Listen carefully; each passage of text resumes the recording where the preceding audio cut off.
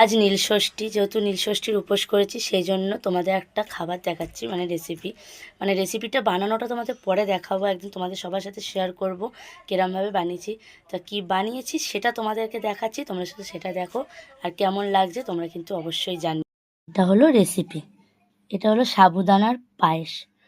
উপোস করে অনেকে হয়তো তোমরা সাবু মাখা খেতে পছন্দ করে না, তারা হয়তো শুকনো ফল বা সন্দেশ মিষ্টি এগুলো খেয়ে নেয়। কিন্তু একদিন যদি এই সাবুদানার পায়েসটা তোমরা বানিয়ে যদি খাও না, সত্যি তোমাদের কিন্তু খুব সুন্দর লাগবে। এতে আমি কিছুটা ফ্রুটস ব্যবহার করেছি, তোমরা চাইলে আরও কিছু ফ্রুটস অ্যাড করতে পারো এবং ড্রাই ফ্রুটসও ব্যবহার করতে পারো। না, আমার ঘরে সামান্য কিছু ফ্রুটস ছিল, তার জন্য আমি এই ফ্রুটসগুলোই ব্যবহার করেছি। সত্যি আমার এটা খুবই পছন্দ লাগে, খুবই ভালো লাগে খেতে। আমি যখন উপোস করলে আমি এই জিনিসটাই বানিয়ে খাই। দেখো তোমরা, সাবুদানাগুলো না পুরো একদম কাচের বলের মতো দেখতে লাগছে, দেখেছো? তোমরাও একদিন ট্রাই করে দেখতে পারো, জিনিসটা সত্যি খুব সুন্দর লাগবে। আমার গলাটাও না আমার বসে গেছে, সত্যি খুব সুন্দর লাগবে, তোমরা একদিন বানিয়ে দেখতে পারো খেয়ে। এই রেসিপিটা আমি একদিন অবশ্যই তোমাদের সবার সাথে শেয়ার করব। তার আগে তোমরা বলো আমার এই জিনিসটা কেরম লাগছে।